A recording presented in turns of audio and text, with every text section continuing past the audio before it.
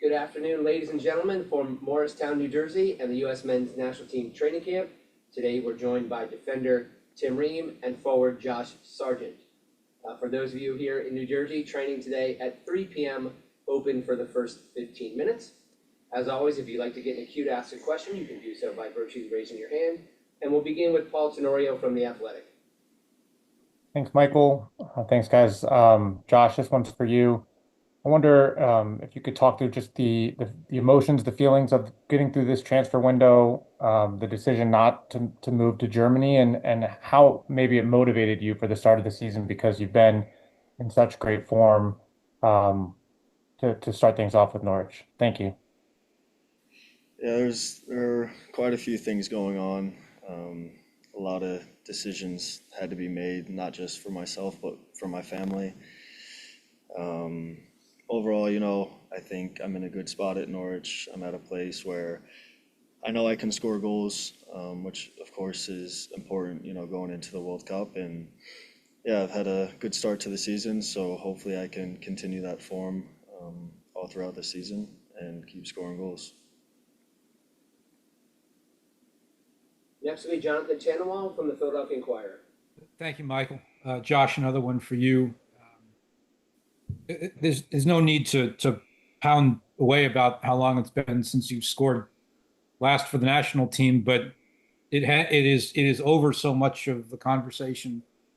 And I just wonder for you as the player, is it in your mind when you're called in when you're playing for the national team, or is it not in your mind, or how do you manage the mental side of that? Yeah, I'd probably be lying, if I said I didn't think about it. Of course, I know it's been a while. I'm doing so well at the club level at the moment. I just, keep reminding myself how well I'm doing there. I know I can score goals, and I know it's a matter of time that I'm going to score for national team. So just going to put my head down and keep working hard, and, I know the goals will come. Next will be Henry Bushnell. Thanks, Michael. Josh, sorry to bombard you, but another question for you. Back in May, when you were left off the Gold Cup roster, I'm just wondering how you interpreted that, whether there were conversations with the coaches about it, and just your outlook on the forward striker competition going forward. Yeah, there's good competition, of course. I got the email that I wasn't going into camp. Didn't really hear any word from, the coaching staff, but at the same time, I know, they don't have to call me. I understand, and kind of just took it as, rest up during the off season and kind of hit the ground running with Norwich to make sure that I'm back into the next camp. And I think I've done a very good job of that at the club level, and I think that's why I'm here. And again, hopefully I can keep performing and do that here as well. Next will be Doug McIntyre from Fox. Thanks, Michael. Hey, guys. Tim, I'll go to you. But I am going to ask you about Josh. I know it's a little weird with him sitting next to you. But yeah, just piggybacking on the, Josh's goal drought. He can score goals. You guys know he can score goals. I'm sure it's, you internally look at it as, just kind of a fluky thing. How do you look at it? I mean, this guy can score goals, at the international level. How confident are you guys in his ability? I mean, I don't think anybody really worries about it, to be completely honest with you.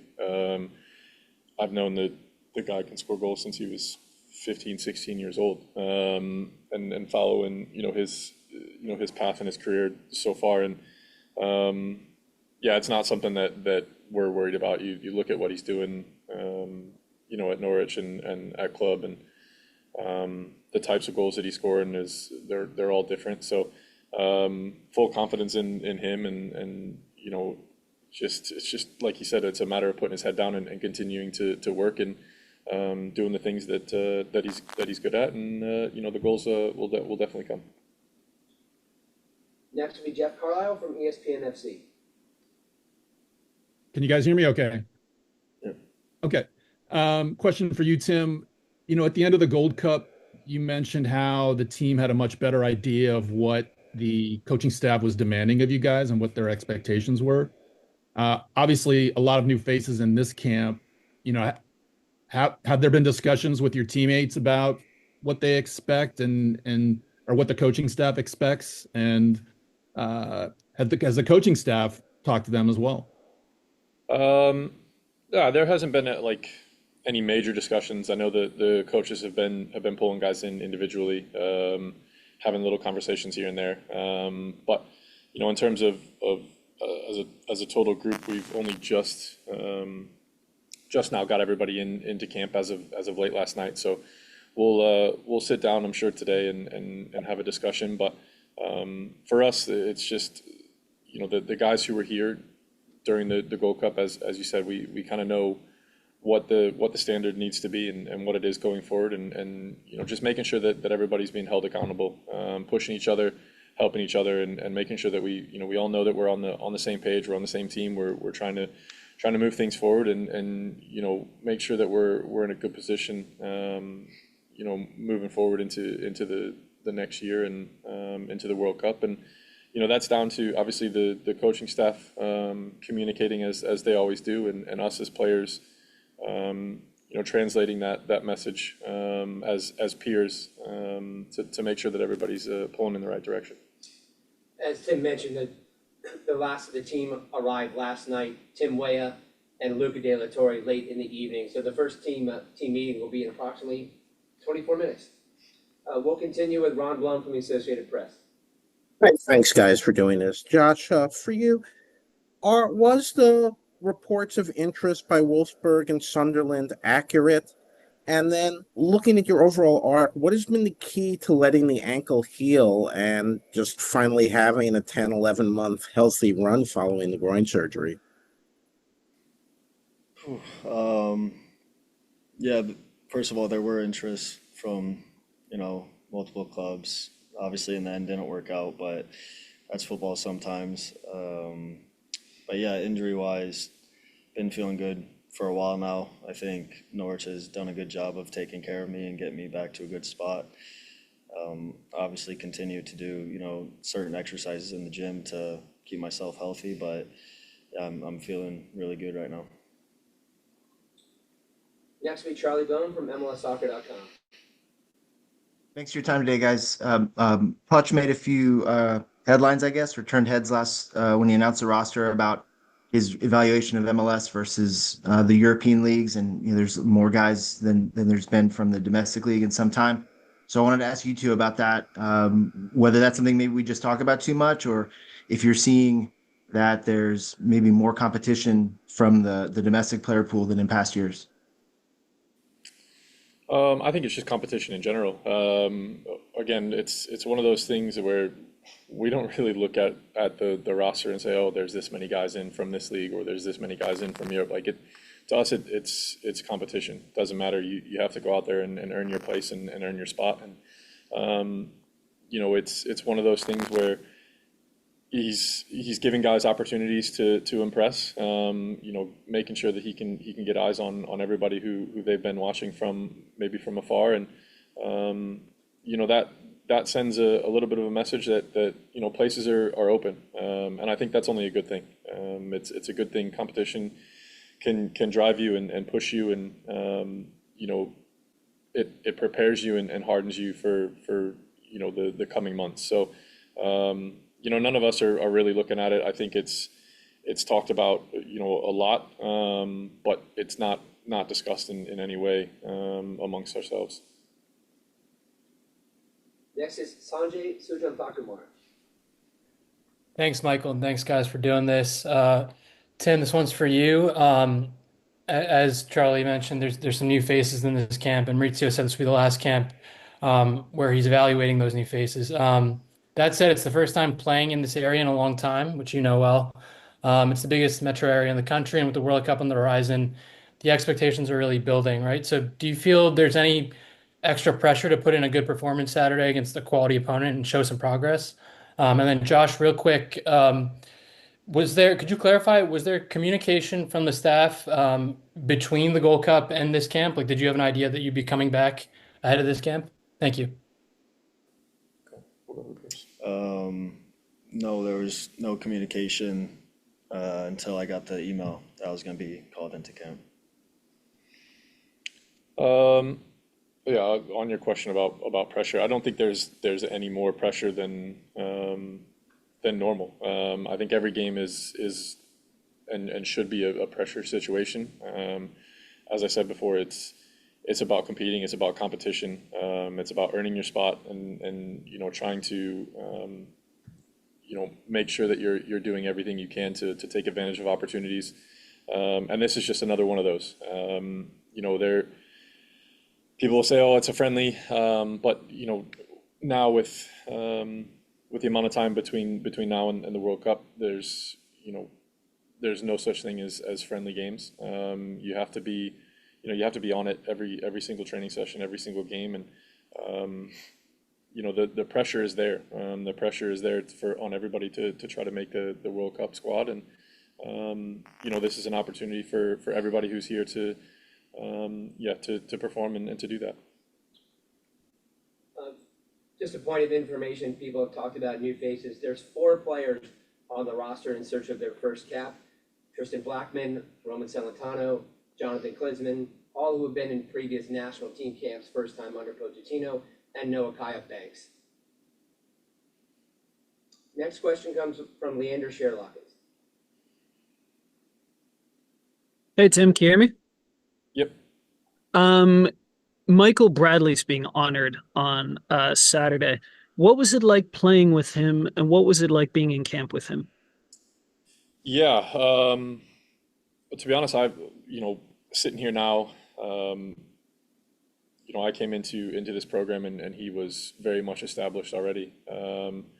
And getting to know him, watching him kind of work and operate, and the professionalism that he showed every single training session, every camp. Listening to the way that he speaks about the game, watching the way he approached the game, watching his approach to preparing himself, all things that a lot of guys were able to take from him. I don't know that I've ever really given him credit, but I'm sitting here today because of some of the things and some of the conversations that him and I have had over many camps and over many years. So shared a lot of great memories, a lot of great camps, and just watching him and knowing how professional he was, and the leadership that he showed from all the time that we were together, is something that I always left camp in awe of, and really tried to use that whenever I would leave, and now still trying to use those examples today. What were those conversations about? Lots of different things. Life, football, the national team, different players, different leagues, Europe, MLS. I mean, we touched on it all. We had so many times together, that there's just so many different things that we would discuss on a daily basis. We'll go to Donald Wine. Thank you, Michael. Hey, gentlemen. Tim, this is for you, following up on an earlier question. A few years ago, you were in this position of a guy who had just gotten back on the national team. You fought and you were able to become a starter in the World Cup. As this process restarts and we have more guys fighting, what advice have you shared with guys in camp, maybe guys who haven't been in camp, about your journey and how they navigate this point of the process? Yeah, I think the biggest thing I've tried to help guys with is that every time you're in, and even when you're not in there, it's an opportunity, to put yourself in a position to be here and in a position to make a team, and to make the World Cup team. You just never know. There's so many things that happen in this sport and in your career, and opportunities happen, doors open, and all of a sudden you have to step through and make sure you take advantage of that. So just making sure that guys, the advice is to make sure that you treat every session as if it's the most important. Make sure you treat every game as if it's the most important, because it can honestly be the difference of you making the World Cup squad, or starting every single game and playing every minute. You just don't know, and there's no there's no way you can take plays off and days off and training sessions off. Every touch, every pass, every decision matters. And that's something that I continue to try to drive home with everybody who's in camp, whether they've, been here and played, 30 to 40 to 70 times or someone who's looking to make their first appearance. For last question, we'll go back to Jonathan Tannenwald. Thanks, Michael. I wanted to ask a follow-up to Josh. For those of us who watch games from the outside, whether at the press box or at home on TV or whatever, you're the one playing in them, and I'm wondering what differences are there, maybe tactically or whatever there may be, between a national team game against a CONCACAF opponent in particular versus an English league game? Are they different styles of soccer? Are they different styles of games for you, do you think? I think it's a tough question just because even in the league, there's so many different ways that the teams play. Some sit in and just want to counter and go long. Some want to actually play on the ball, and it's the same on the international level, Obviously, there's different personnel. There's a few different tactics with what the coaches want, but overall, I think there's a lot of similarities, wherever you play in football, and yeah. Well, thanks to Tim and Josh and all of you for joining today. For those in New Jersey, we'll see you this afternoon. For everyone else, we'll see you tomorrow. Thanks again for joining, and have a good afternoon.